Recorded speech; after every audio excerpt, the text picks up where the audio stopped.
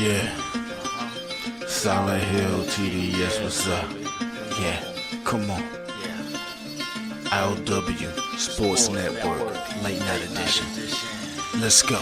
Come on. We about to raise the bar.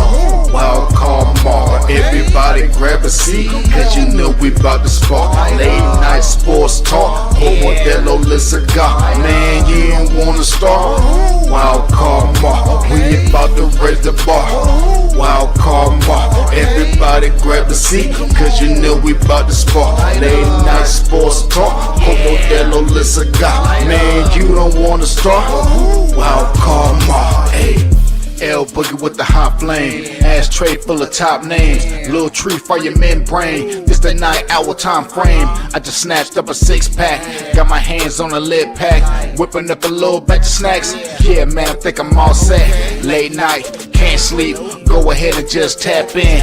Better grab you a cold one, and we about to get some laps in. Wild card on the microphone, he'll hit you with a couple flurries. Y'all need to just strap in for some entertainment sports commentary. About to raise the bar. Wild card bar. Everybody grab a seat, cause you know we about to spark. Late night sports talk. Modelo Le Cigar. Man, you don't wanna start. Wild card bar. We about to raise the bar. Wild card bar. Yes, sir. What is good? What is going on, folks? Happy Monday.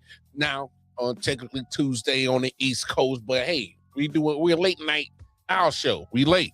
All right. So it's gonna be some times that we're going to transfer over to the next day in certain time periods. But it's all good. It's your man Kamar back in the building. Hope all is well. Hope everyone had a great weekend. I had a fantastic weekend. Last week was the wife's birthday and our wedding anniversary. Our wedding anniversary is on the 10th. Her birthday is on the 11th.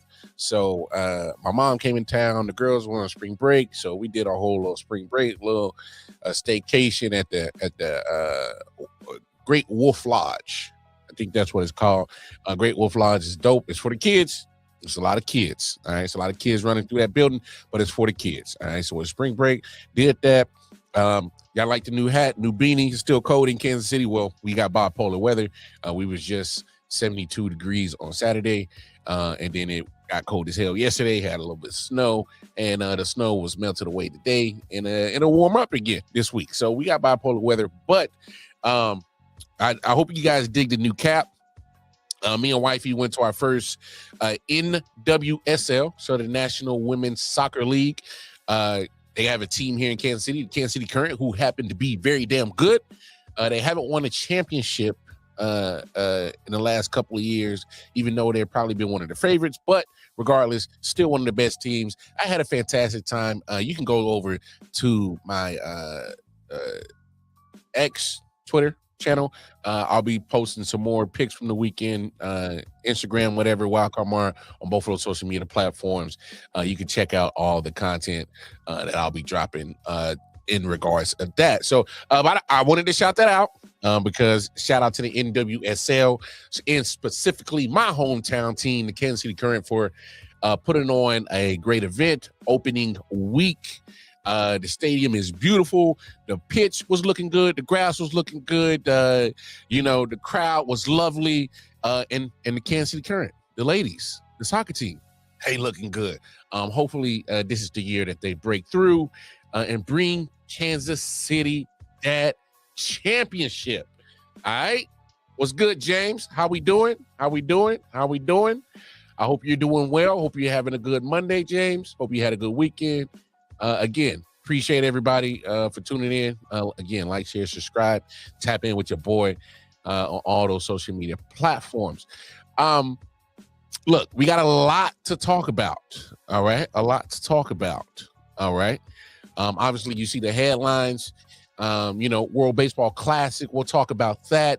We'll have some NFL talk because I think there's something that is happening right here in the offseason that nobody is paying attention to. And they need to pay attention to it. And I'll tell you why. All right. And we'll get to that. But I'm going to start here. All right. And for those who watch all the content that we have here on I.O.W. Sports, we do some wrestling content. All right. So because this is my show and I do whatever the hell I want, I'm going to start doing some wrestling content on Monday nights because that's what I do. Carol, how you do? How you do? How are you, Carol? All right. Hope you're having a good day. Look, wrestling's not for everybody. All right. It's not. All right. But I am going to try to keep you guys abreast on the cool things. All right. Ladies and gentlemen, if you haven't seen any of the watch-alongs that I've done, I have mentioned this guy's name before, Obafemi. All right. And if you don't know who he is, just watch this clip. We're going to break this clip down and get you updated because, hey, we're on the road to WrestleMania. For all my wrestling fans, we're excited, and who don't watch wrestling on a regular basis.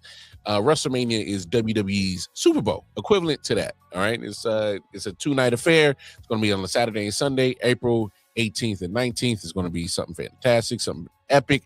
I went to my first WrestleMania 2 years ago in Philly. It was a epic weekend for me. It was fantastic as a wrestling fan.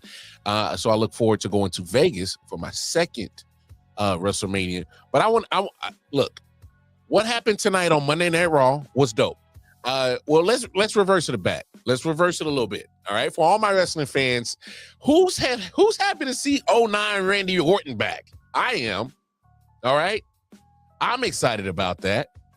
All right, appreciate that, James. Appreciate that, James. Hey, man, spread the word. Share. Share it to your compadres who like wrestling, who like baseball, who like football, who like basketball, who like sports in general. Tell them to tap in with us. All right, I appreciate you. But look. I love what Randy did, to beat up on Cody Rhodes. All right, I have a love-hate relationship with Cody Rhodes. I like him, I don't like him, I like him, I don't like him. There's things about him I do like him. There's things about him I think are corny and I can't stand. So I have a love-hate relationship with Cody Rhodes. But what Randy did in beating him up, bloodied him up, I'm talking about tore him up. All right. And that was 09 Randy. That was when Randy Orton was on some crazy wild killer shit. All right, the man was just a menace to society, like straight up, a menace to the whole WWE. It didn't matter if you was a active roster member or you was a legend trying to do a guest spotlight. You was in trouble if you got in Randy's way. Regardless, I love what he did because for those who don't watch wrestling, you got to have a good guy, got to have a bad guy. I'm not sure they're ever going to turn Cody Rhodes into a bad guy. All right. I just think that's what it is. He's too good of a good guy. All right. He's too good. He's too good at it. He is the perfect example of what it is to be a good guy in wrestling. So it's kind of, we've seen Stranger Things. We've seen John Cena go bad guy. We'll have the conversation another day, whether you liked it or didn't. That's up for debate, and that's for another conversation another day. But I will say this. I love what they're doing. All right. I think it's dope. I think it's dope. I will also say this when it also comes to, getting you guys brought abreast on wrestling. As I said, Obafemi is the guy that you guys should absolutely watch out for. Look, I'm just going to play this clip. It happened tonight on Monday Night Raw. It had the whole wrestling community going crazy. And yeah, so this is what happened.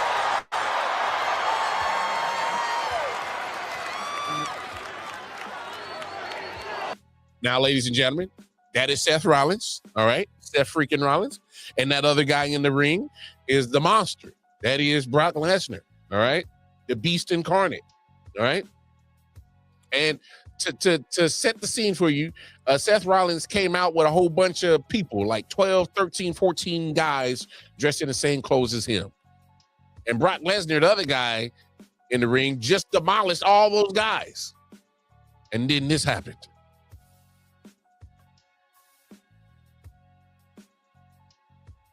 All right, I'm over here messing up. All right, here we go. We're going to get right.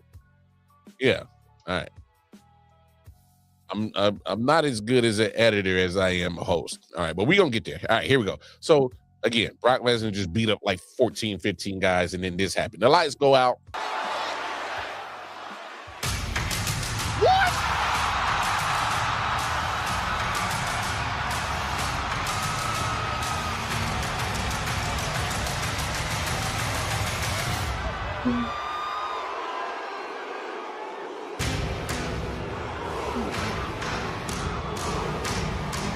Corey, it seems appropriate today of all days. But oh, hell yeah! Femi is here!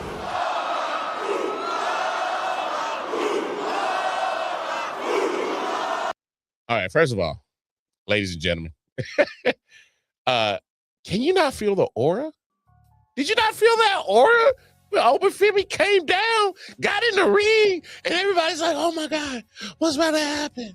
What's about to happen? Come on, man. Like, hey, there's a few gentlemen who have just got onto the main roster, all right? There's different levels of shows for WWE. Obviously, there's Evolve, NXT, Raw, SmackDown, which are the main ones, all right? And so there's a couple of guys that came from NXT who's on the main roster that you absolutely got to watch out for because they got star power, all right? I'm talking about Javon Evans, all right? The kid's bouncy. Your boy's bouncy. You got to watch out for the young OG, all right? He's getting a lot of love. Got to watch out for Carmelo Hayes, him. All right, he liked that. I like him. I like what he's doing. I like what the company has done with him since they brought him up. All right. Whoop that Trick. Hey, everybody's talking about Trick Williams, Hollywood Trick. The man got more nicknames than he has victories on the main roster already. That's how popping he is. The man's popping like Frisk grease. Hot. All right. Steaming hot. All right. I'm talking about when they whoop that Trick. I'm talking about the crowd going crazy. Whoop that Trick. And it's been going on for a long time. We've been whooping Tricks since he was out on NXT. So we talking about at least like a 2.5-year run of whoop that Trick. The interest has been crazy. It's another version of Yeet, a Jey Uso. It is. The entrance, all right? Hopefully his career, never mind. We'll talk about that another day. But Trick Williams is another guy you look out for. But you got to watch out for this guy, Femi. All right? You got to watch out for Darula. All right? The man has star written all over him. The man's aura is crazy. When he does the strut to the ring, yo, bro, and he's talking, and he like, oh, man. Oh, hey, Oba got it all. All right? And so this moment right here was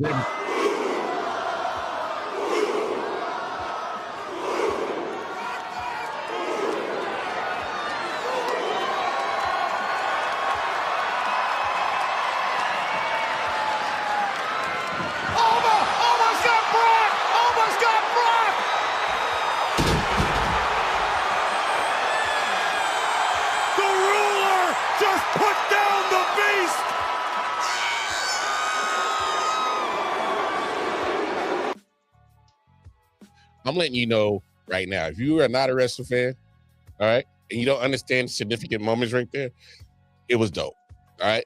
All I'm going to say is do a little history. Do a little history on wrestling. Type in the name Kofi Kingston, all right? Type in the name Bobby Lashley and some other cats, all right? And then I want y'all to go to Twitter and go look at Kofi Kingston's Twitter account tonight. Go avenge us, Obi. He's going to avenge us. It was hilarious. If you know, you know. Hilarious stuff right there.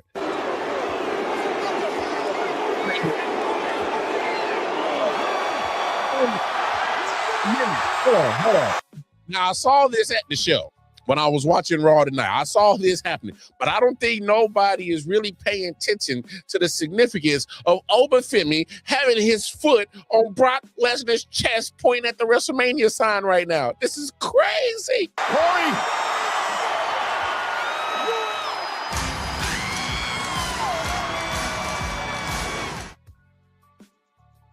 Crazy, folks. Absolutely crazy. All right. Now, there's a couple of things that WWE is doing right on the road to WrestleMania. All right. That was one of them. Making sure that we have Femi. He accepted the Brock Lesnar open challenge. Now, my only critique, when you have an open challenge, I would have preferred that he answered the challenge at Mania. But I understand why you do it now.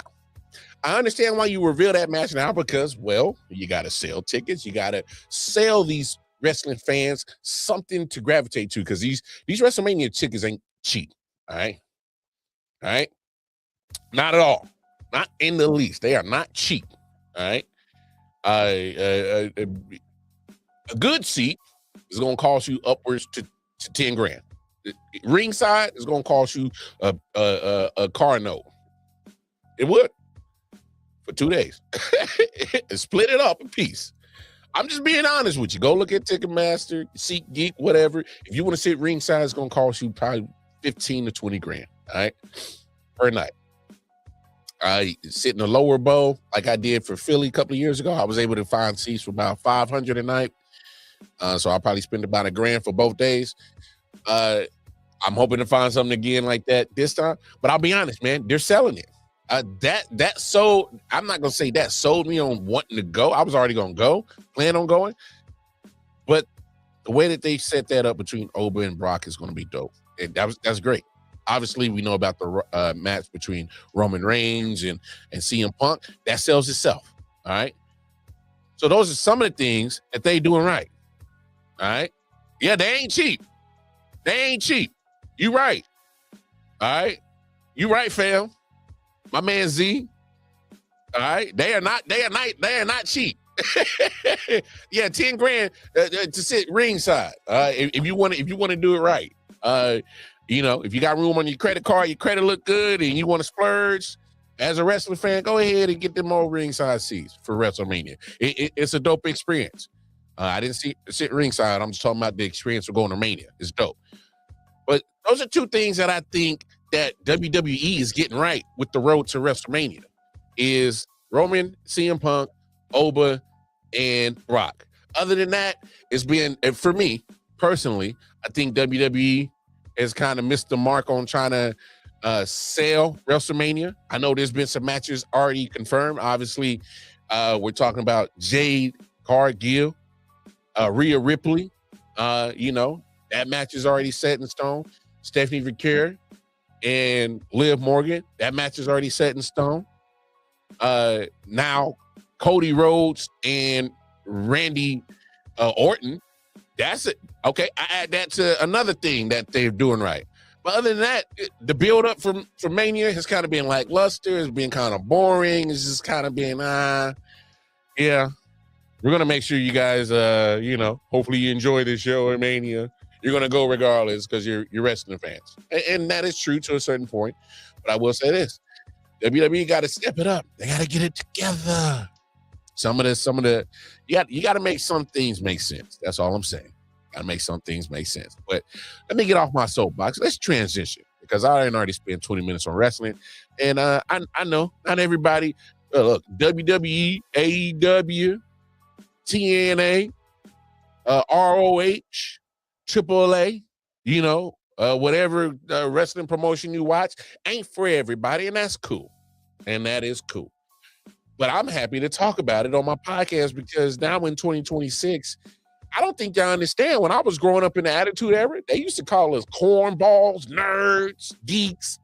In a sense, we are watching wrestling. How you watch that fake crap, blah, blah, blah, blah, blah. But now it's 2026 and it's the coolest thing in the world. I'm talking about we got, you see all the influencers, athletes from other sports, actors, actresses, singers, rappers. They all love wrestling. All right. So I'm an OG. I'm an OG wrestling head. So it's always dope to see that wrestling is taking on this whole different life form through different avenues. But let's move on because one thing that isn't scripted or shouldn't be in the world of sport is baseball. And I don't know about you guys. All right. I do not know about you guys, but I have thoroughly enjoyed the World Baseball Classic. All right. The WBC has been phenomenal. Matter of fact, since its inception, I thought it was a great idea to do. And here's why I think it's a great idea to do. Because you got this specific sport, baseball, which it is an international sport. It's played across the whole world. You feel me? You got leagues, professional leagues. Let's add that. Professional leagues all over the world. All right. If you can't become a player in the Major League Baseball, don't fret. All right? You'll get an opportunity in Mexico. They got professional leagues. You can go over in Japan. They got professional leagues. Go over to China. They got professional leagues. You go over damn near anywhere in Europe. They got professional leagues because baseball is an international sport. So that's key. That's huge. That is big. All right. I've been loving some of the storylines that's been coming out of the World Baseball Classic, especially for me as a Royals fan. All right. I love seeing that the fact that my Royals players have been showing up and showing out in the World Baseball Classic. I'm talking about Michael Garcia, part of Team Venezuela, now in the finals. All right. My man Bobby Witt Jr. That's my shortstop. Have y'all been seeing the plays that Bobby Witt Jr. has been making in this World Baseball Classic? He's hitting well, hitting for good average. And oh my goodness, has the man been flashing his leather on the defense? The man has been looking Derek Jeter-esque. Derek Jeter-esque, if I might say so myself. Yes, Bobby Witt Jr. is a problem. He's the future of Major League Baseball. He's been balling. Jack Caglione has been balling for Team Italy. Hey, Vinny Pasquantino has been balling for Team Italy. Salvador Perez has been doing his thing for Team Venezuela, also in the finals with Markel Garcia. I'm talking about, I've been loving the fact that my Royals players have been doing the damn thing in the World Baseball Classic for their various nations that they represent. All right. But one thing I love, all right, is I love the fact that us Americans have been coming together. See, sports happens to bring us all together sometimes, don't it? Because we have idea. We know how crazy America is. The love-hate relationship that we got with America. But the love part is when it's times like this. The World Baseball Classic, matter of fact. The Olympics brings Americans together. Sports in general brings Americans together. And I love the patriotism that we have when it comes to these, events of world, competition. I'm trying to find the right words, all right? So when the world comes together for these competitions, whether it's a specific sport or a multitude of sports like the Olympics, I love when USA as a whole comes together. Because I love the fact that in the Winter Olympics a few weeks ago, I love the fact that the teams of the U.S. women's hockey team did what they were supposed to do and beat the Canadian women in hockey, their sport. All right? Ain't nothing better than beating somebody in their own game. So shout out to the women of USA hockey team that handled business, walked away with a gold, defeating Team Canada. Shout y'all out. I know it's been a minute, but I'm still shout y'all. Show love to the women of Team USA hockey team handling business. Gotta shout out the men's U.S. hockey team handling their business, beating Canada in their game. So we take the sweep in hockey. Let's shout out the men's Paralympic U.S. hockey team. They just won gold over guess who? Canada. So they 3 for 3. Ain't that something? A team like Canada, a nation like Canada, made the sport hockey, but they can't win gold this year, whether it's the women, the men, or the Paralympics. They can't win gold this year because Team USA been in the way, baby. Love it. America. Love it. Love it. And then you had the World Baseball Classic, the baseball's version of their Olympics. And all these nations coming across the world to represent their country in baseball. And I love the fact that even to get to the finals, Team USA had to beat Canada. So look like Canada is our little bitches. Who's your daddy, you maple syrup bastards? Yeah, the people to the south of you. USA got your number, whether it's baseball, hockey. Hell, you can have all limbs, or you can be a paraplegic. It don't matter. We whooping y'all ass in anything. Yeah, we own y'all. But this World Baseball Classic, and I'm not trying to put no pressure on Team USA, but I got to say this. I think it's must win that you win. I think it's must win.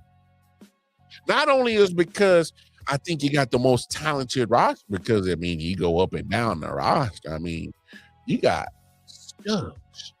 You ain't got no hard timers. You ain't got no people that say they ain't made it to the big times. No, all these cats is MLB certified.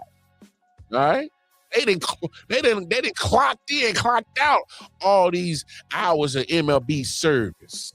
Yeah, we got the dream team. Well, we may not necessarily have the dream team, but we got the best of the best for representing Team USA in this World Baseball Classic, and they doing what they supposed to do. They're in the finals, but you gotta bring it home, fellas.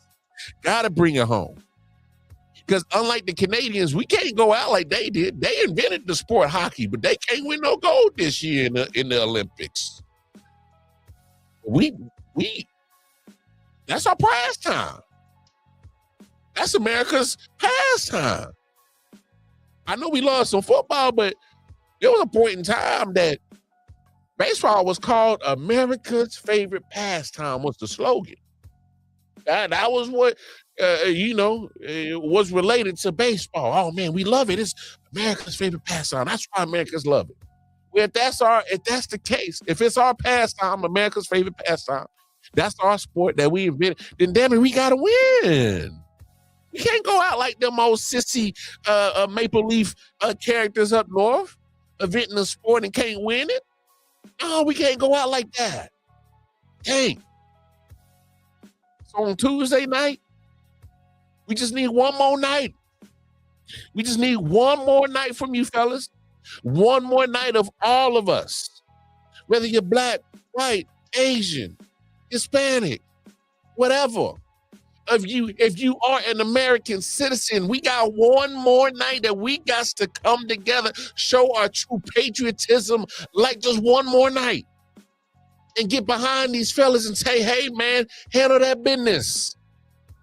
Come on, Team USA. Bring home the gold. Bring home that World Baseball Classic Championship. Let them know. It's America, baby. It's miracle. Miracle. All right? I just think the World Baseball Classic has been phenomenal this year. I think it's always been great. But you know what I really love? I've been loving the energy from the fans. Man, they getting into it. You know, almost, especially some of those other countries like the Latin American countries are. Man, it seemed like a football event, and I ain't talking about American football. I'm talking about that soccer football. You got cats banging on the drum, making all the noise. You got all the noise makers, cats going crazy for their country. And the players have been feeding off of it. You can't tell me the players haven't been feeding off it. And it's not just the Latin American players. I'm talking about every last player in this World Baseball Classic. You can feel their fan base getting into it. I mean, I don't know how it happened, but Dusty Baker was the manager of Nicaragua. He had that team playing well, had their fans excited, their players winning a couple of games, and their fan base getting excited. South Korea winning some games. There was one country that ain't never won a World Baseball Classic game. Finally won one. Players, tears down their eye because they just so excited that they represent their country on this big stage. So the World Baseball Classic has been absolutely phenomenal. I've been loving it. All right? It's been great. You know what I'm saying? Hey, free Kurdistan. Hey, appreciate you, but this is not the place that we do that. All right. I appreciate you, but read the room. It's all good. But I just love what the World Baseball Classic has been doing. But the World Baseball Classic hasn't, it ain't been controversial free. Matter of fact, leading up to the U.S. punching a ticket to the finals, controversy. Take a look.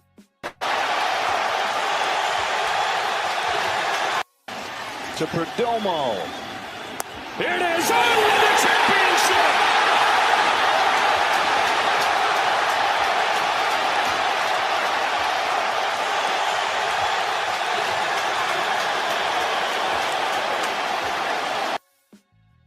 Mm-hmm.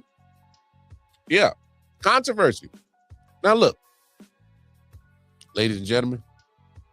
See, baseball is still, they got the umpires that's still, in the World Baseball Classic at least, still using live umpires. All right. And there's nothing wrong with that. I don't think there's an issue with that. The issue is that when you have a play like that ending the game, is what's going to have a lot of sports fans pissed off, irritated, and rightfully so. As much as I am happy and proud of Team USA making the finals, I understand a lot of people's frustration on that final call. All right, I understand it. I understand, like, hey, you can't. That was such an egregious ball. You got to call it a ball, and you're right. It was egregious. It was bad. It was bad. And that's the part where ABS, which is the automated ball strike system, should have been implemented in the WBC. Why was it not implemented? I don't know why. I don't have the answers to you. I need some organizers, somebody who in the higher ups, who makes decisions on that, come to the media and explain why wasn't ABS not used in the World Baseball Classic. I don't know why it wasn't. It could have easily overturned that ball that was called a strike. It easily overturned into a ball, and the game continues. Let's be honest. In that moment, it was 2 outs. You had a man on third. It was a full count, but nobody on first and second. So if you would have walked, you just had first and third, and it still matters because you have the opportunity to win the game right there because you could have tied it, and the winning run would have been on first had it been called properly as a ball instead of a strike. So I'm not going to argue whether it was a ball or a strike. I think everybody in their right mind with 2 eyes and common sense know that was the ball. All right? But here's why I'm at. Because I kind of saw Juan Soto's comments, we showed the world that we were the better team today. Okay. Just like Team Canada, I heard some rufflings from McCannon talking about, we the better team. How? How are you the better team if you didn't win? Huh? How are you the better team if you didn't win? All right? What pisses me off as a sports fan is when you watch a whole game and then the result happens and there is a close game and obviously there's some controversy about the result. The loser, the person that was on the losing end, somebody of that losing team always got something crazy to say. You were the better team today. We showed the world. How? You didn't win. You can't be the better team if you didn't win. I hate that saying, the better team didn't win today. No, bullshit. The better team did win because they won. All right? Let's stop that whole notion of the better team didn't win today. No. If you were the better team, you would have won. That's how that works. You can't be a better team and you lost. That does not work. That does not compute with me. That doesn't make zero sense with me. It makes absolutely zero sense. I hate that saying. I don't understand. You can't say that you were the better team and lost. You can say, hey, man, our talent was better than theirs. That's fine. I can rock with that. But you weren't the better team. You can't say that. Because in competition, in games, you can be the best team all year. It don't matter. You got to be the best team when it matters at that point in time in relation to that game. You got to be great that day. You can be great 16 out of 18 weeks. But if those 2 weeks that you weren't great have significance, importance on it, and you didn't win, you can't call yourself great. You had great moments in the season. You had some great flashes, some great times, but you weren't great all the way through. There's a difference. You weren't great when it mattered most. So I can't rock that. Oh, we're the better team when you lost. How? That don't work. And I'm not going to sit here and let DR fans, the Dominican Republic fans, sports fans, and anybody else sit here and try to act like DR got robbed on one bad call, because that's not the case. There's 9 innings, sometimes extra if it's tied in a baseball game. I want you to look at all these opportunities, y'all. Look at the opportunities, all right? Bottom of the 4th, 4 outs. I'm sorry, bottom of the 4th, bases loaded, 2 outs.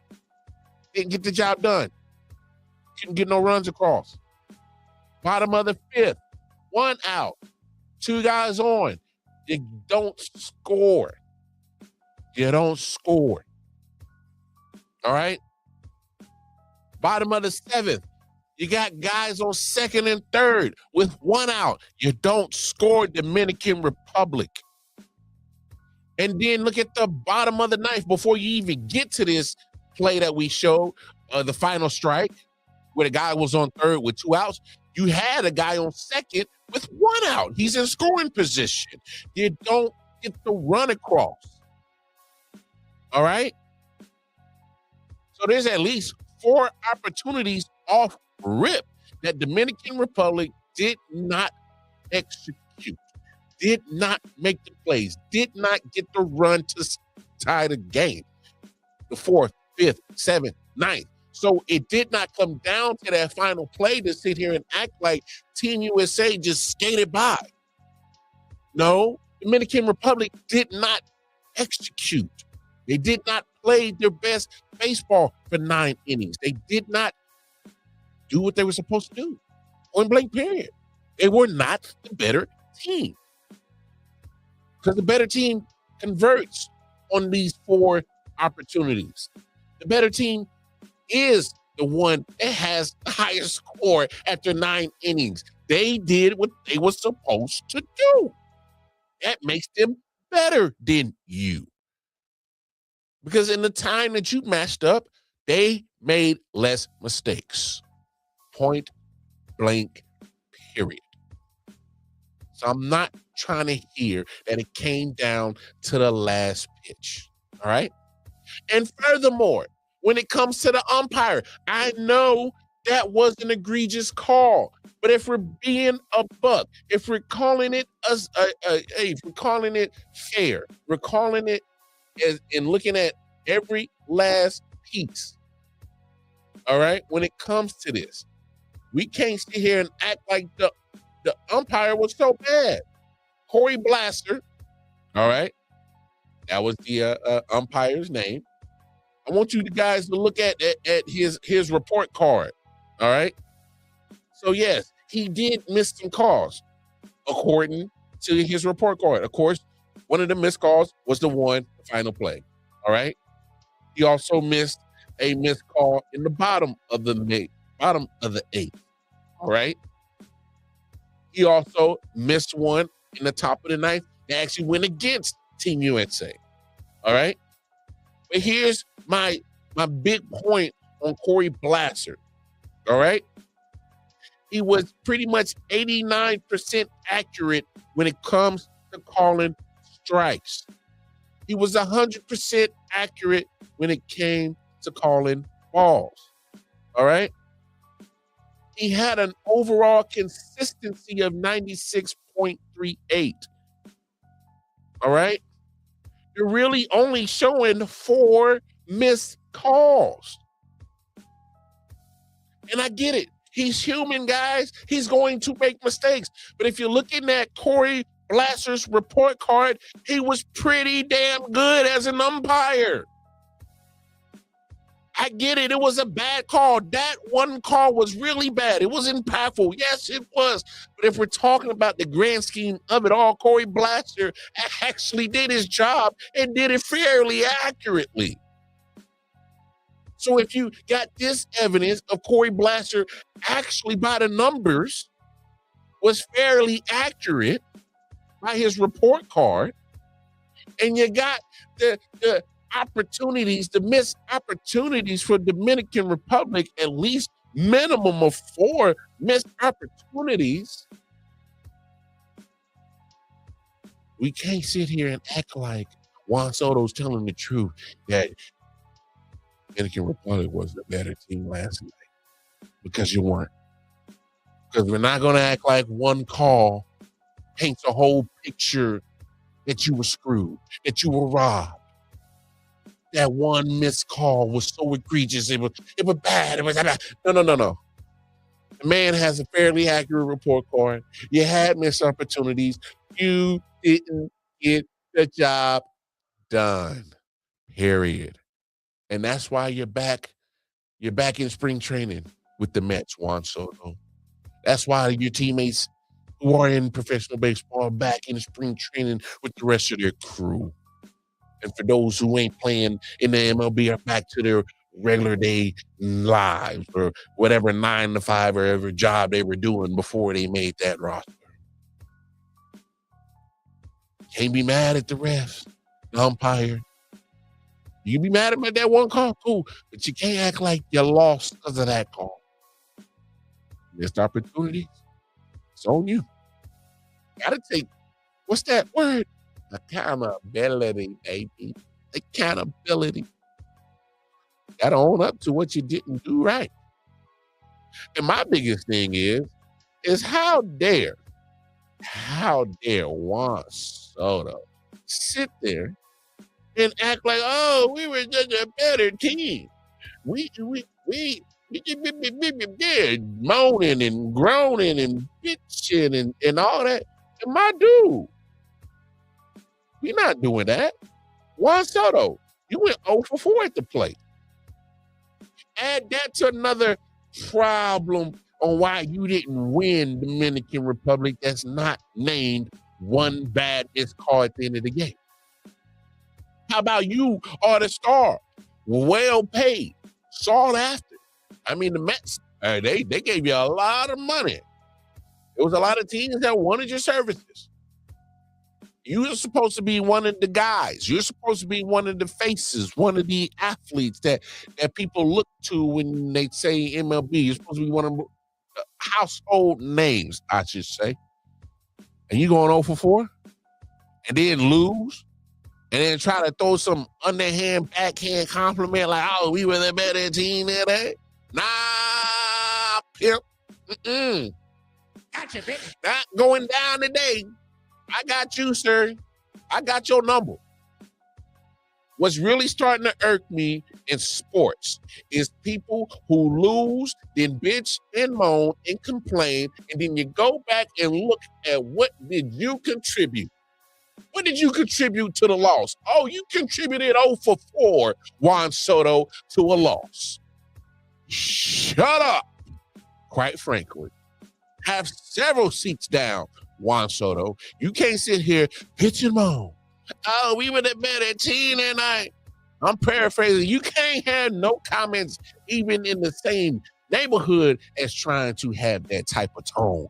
When you go 0 for 4 as one of the supposed-to-be leaders, athletically gifted, supposed to be one of the better baseball players in all of the world, and you going 0 for 4 and bitching and moaning, talking about y'all was the better team today.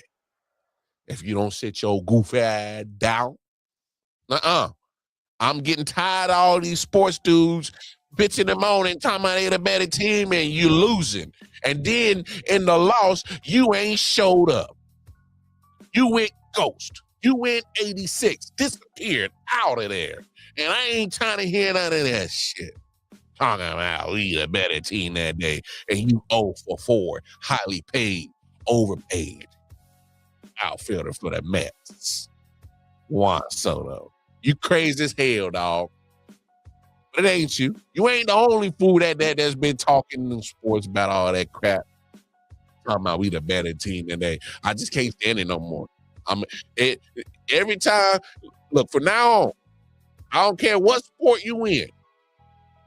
If you a sore loser, I'm roasting your ass on my show. Because I can't stand a sore loser. Can't stand it. All right? Take your loss like a man or a woman. All right? Because it's sure as hell when motherfuckers win, they celebrate high and mighty like a top dog, like a top man, like a top woman. Well, that means you got to have the same energy when you lose. You got to be humble, show some pride, but most of all, show some damn respect to the actual people that won the game. Because it wasn't you. You weren't the best. I can't stand the sore ass loser. It's driving me crazy. But I'm gonna get past it. But I think when it comes to the World Baseball Classic, hey man, I don't know why y'all didn't have ABS. Matter of fact, I don't even know what took so long for Major League Baseball to adopt ABS. And I'm happy it's going to be implemented this season. I don't know what took so long. I mean, does people know that ABS has been around for a long time? I mean, last time I checked when I was doing my research, they said it's been around since about 2019. Yeah. It's been around since about 2019. You know, obviously you got to, experiment with it. But I mean, it's 2026. How long did you need? We're not looking for perfection. We're looking for something that can keep plays like, DR versus USA. It's a final play. We're trying to stop those from happening. I'm not needing perfection. I'm needing consistency. Perfection is something that's it's unobtainable, all right? And nothing's perfect. Nothing will ever be perfect.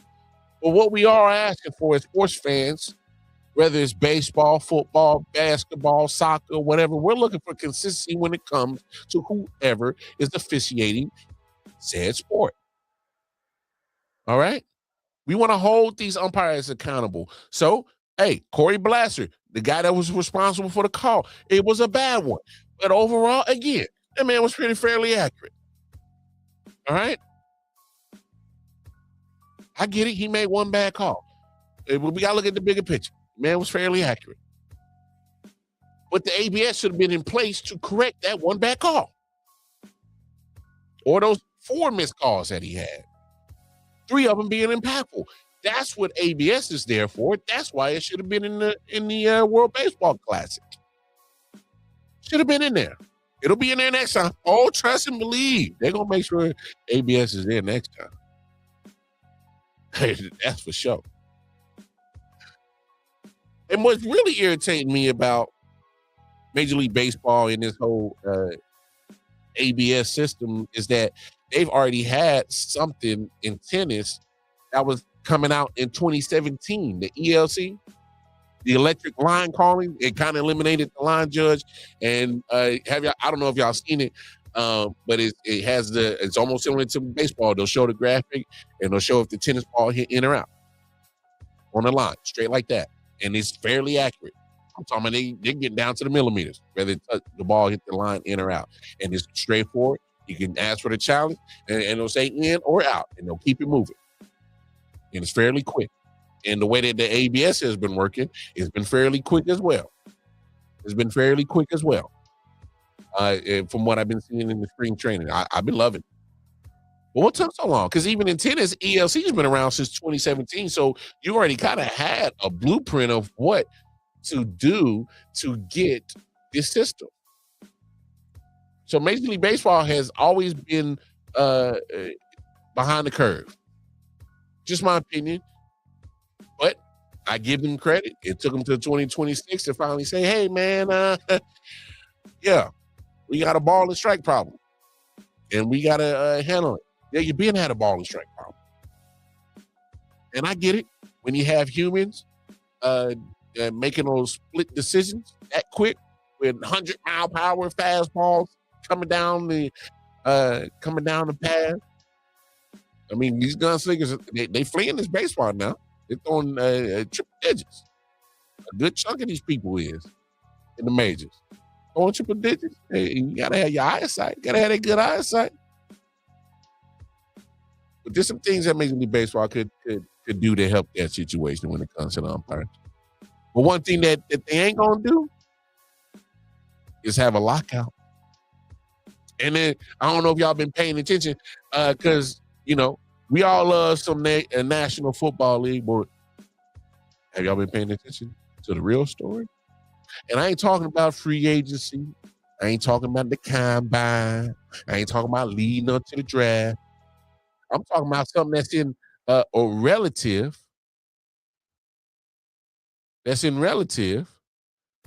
to this situation. What are we talking about? We're talking about officials, officiating.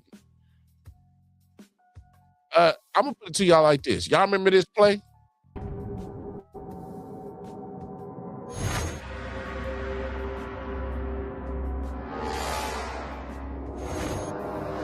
game's final play is a Wilson lob to the end zone, which is fought for by Tate with Jennings simultaneous. Who has it? One guy goes up, touchdown. The other said no time. How does MD Jennings not get credit for the interception? I have no idea.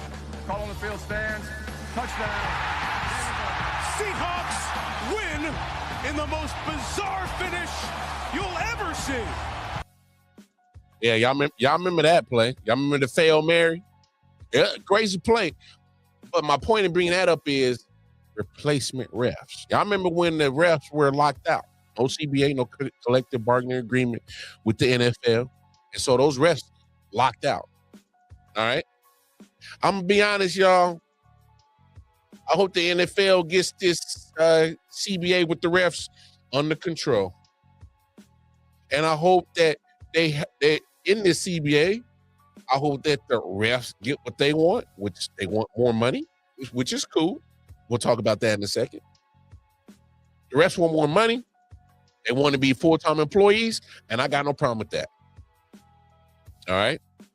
They want full-time benefits, because, hey, they feel like they're an integral part of the NFL. And let's be honest, they are. Somebody has to officiate this shit. Somebody got to officiate the games. So they are important. Very important.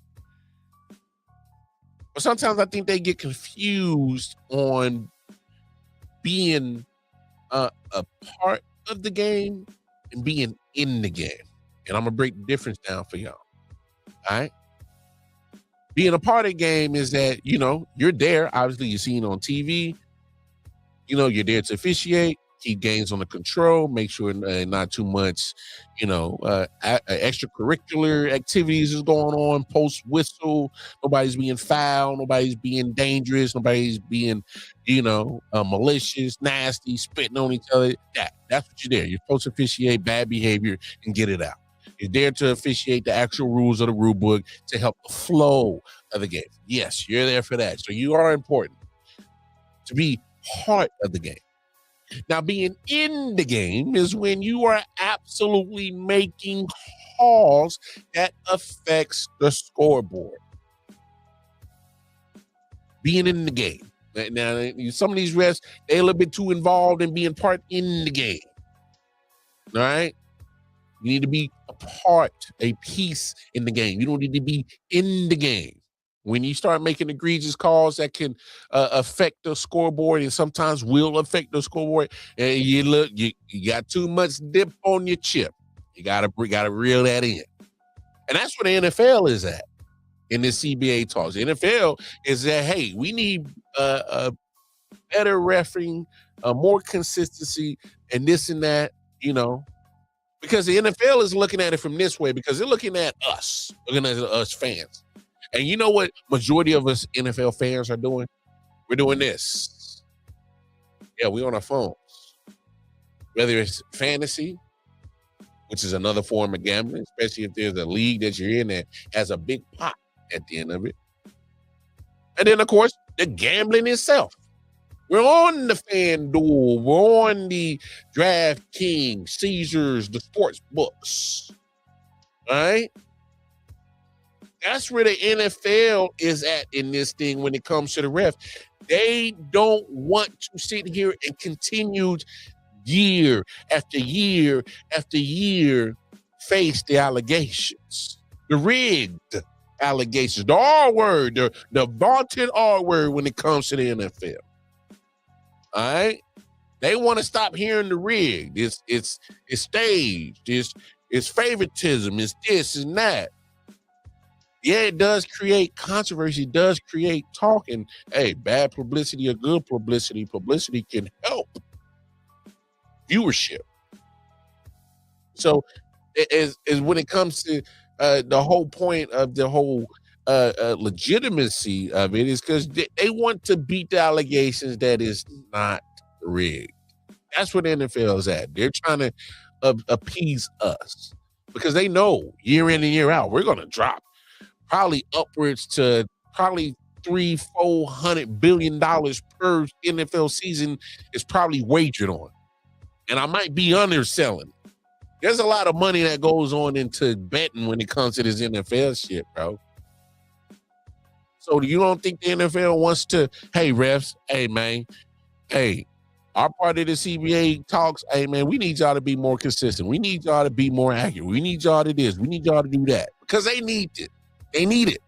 They need it from the refs. They need the accuracy, the consistency, and making the right calls and being well aware how to implement the rule book when it comes to these plays.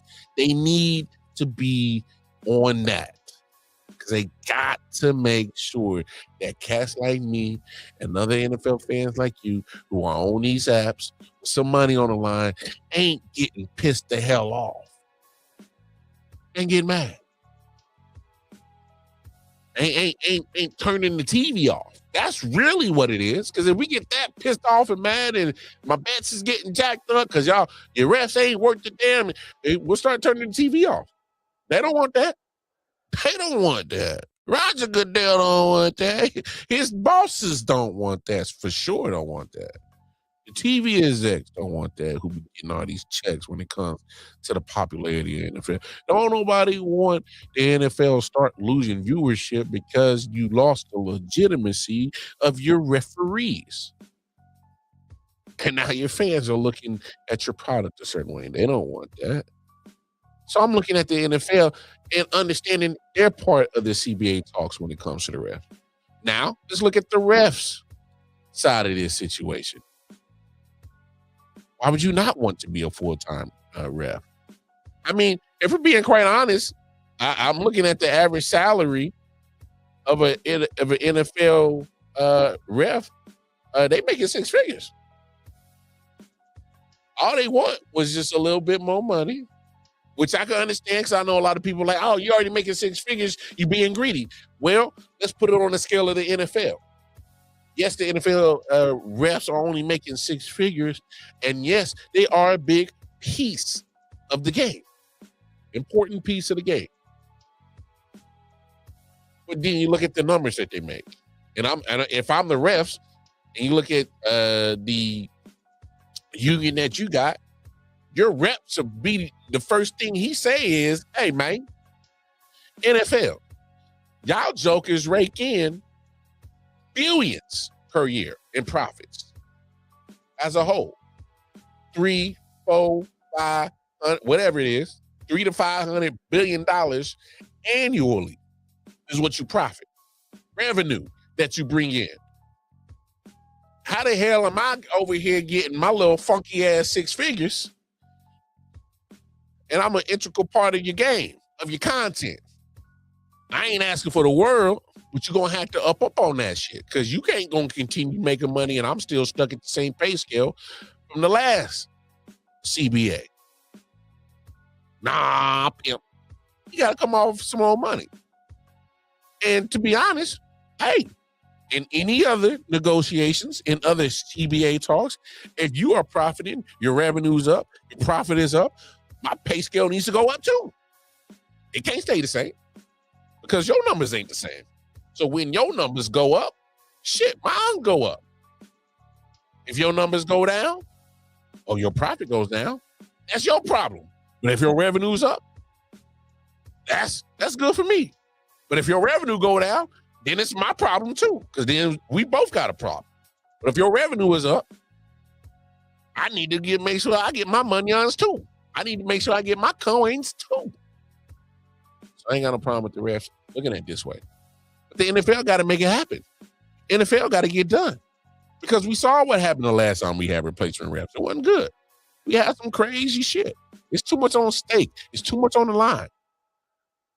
And this is the one time that the NFL owners are the ones that are pushing, making a lot of noise when it comes to the CBA.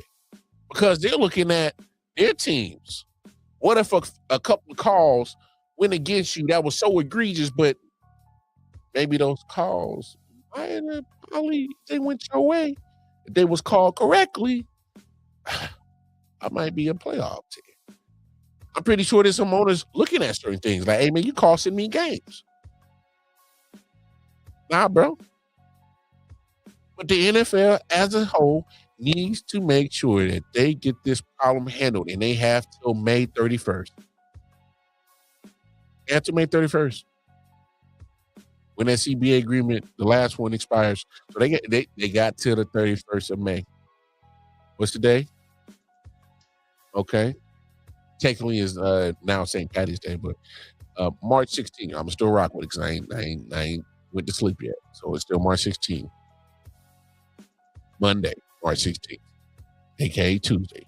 St. Patty's Day, March 17th. Regardless, they got about a month and a half. Get it right. Get it right, NFL. Because we can't, as fans, go through this a season of replacement refs with just terrible officiating. Matter of fact, we got enough bad officiating from the NFL refs that you already got. It already drives us crazy. We don't need that mess again. You want to mess up your viewership? You want to piss your fans off? Don't get this CBA tied up with your refs and have some old YMCA rec league officiating and see how many bad calls he's gonna make that night. We can't have that. Can't have it. NFL, I implore to you. All right. Look, NFL, look at me. Hey, get it done. We can't have this. It's not good for us as fans. It produces bad content, bad stuff to look at. It drives us crazy. It's going to have us go crazy up our wall with our parlays and our pick'ems. It's going to piss us off. It's going to make us unpleasant. But it should definitely piss you off as NFL owners because, hey, that's your money maker. You don't want shit start affecting your bottom line because you got some bad refereeing going on in your league now, do you? All right, now, get it done. All right, folks, I'm going to get up out of here. You know what it is, man. I appreciate y'all, man. I really do, man. So, again, if you love some sports, tap in with us. I.O.W Sports Network on the YouTube channel. Please like, share, subscribe. Hit that bell notification, let you know every time we go live. And if you want to chop it up with me personally, you can go on over to my Twitter page. It's right there, right under my name, right there by the tip of my finger, KC Wildcard on the Twitter. And yeah, holla at me. Until then, it's been real. It's been fun. Holla at y'all. I will holla at y'all tomorrow for Taco Tuesday with the man R.W. Randy Weber. Be back in the building. But until then, take care of yourselves. Take care of each other. Much love. Holla at y'all. Yeah. Solid Hill TD, yes, what's up? Yeah, come on. I.O.W Sports Network, late night edition. Let's go. Come on. We about to raise the bar. Wild card mark. Everybody grab a seat, cause you know we about to spark. Late night sports talk. Como Modelo, let's go. Man, you don't wanna start. Wild card mark.